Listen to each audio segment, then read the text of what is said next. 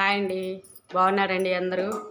ఏమండి, ఇప్పుడు నేను దోసకాయ టమాటా కర్రీ చేస్తున్నాను. చాలా ఈజీగా అయిపోతుందండి. ఫస్ట్ గ్యాస్ వెలిగించి బాండ్లు పెట్టాను, ఆయిల్ వేసానండి. ఇప్పుడు కొంచెం ఆవాలు, ఉల్లిపాయ ఒకటి కట్ చేసి పెట్టానండి పెద్దది, పచ్చిమిరపకాయలు, ఉల్లిపాయ, టమాటా 2 కట్ చేసుకున్నానండి. ఇవి గబాలను మగ్గిపోవాలి. ఇప్పుడు ఇవి కొంచెం మగ్గాలి అంటే కొంచెం ఉప్పు పసుపు వేసేస్తే మగ్గిపోతుందండి.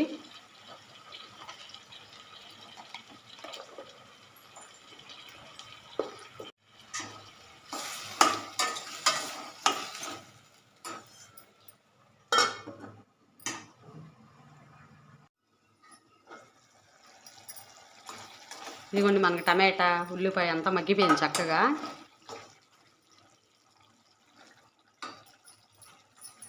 ఇప్పుడు నేను దోసకాయ తీసుకున్నాను అండి, ఒకటి కట్ చేసి పెట్టుకున్నాను, వేసేస్తున్నానండి.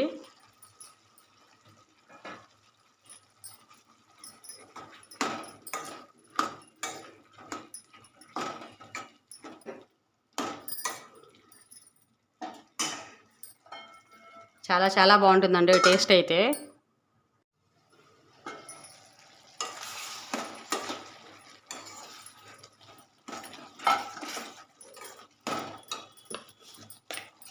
దోసకాయల వాటర్ అంతా చూడండి ఎంత వచ్చిందో. ఇప్పుడు కొంచెం కారం, ఎక్కువ వాటర్ అవసరం లేదండి, దోసకాయలు ఆల్రెడీ వాటర్ ఉంది కదా, చాలా వరకు ఉడికిపోయింది. కొంచెం నీళ్ళు పోసుకుంటే చాలండి.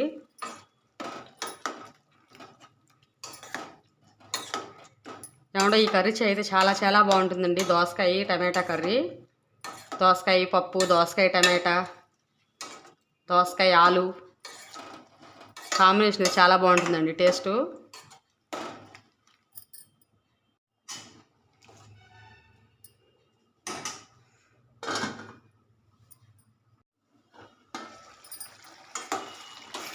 అయిపోయిందండి, ఎంతో టేస్టీగా ఉండే దోసకాయ టమాటా కర్రీ రెడీ.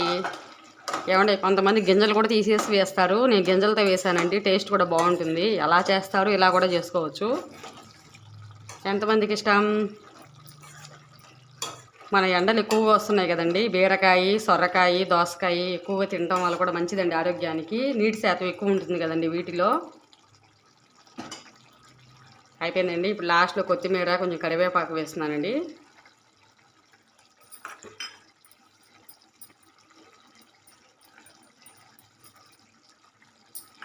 అయిపోయిందండి, ఎంతో టేస్టీగా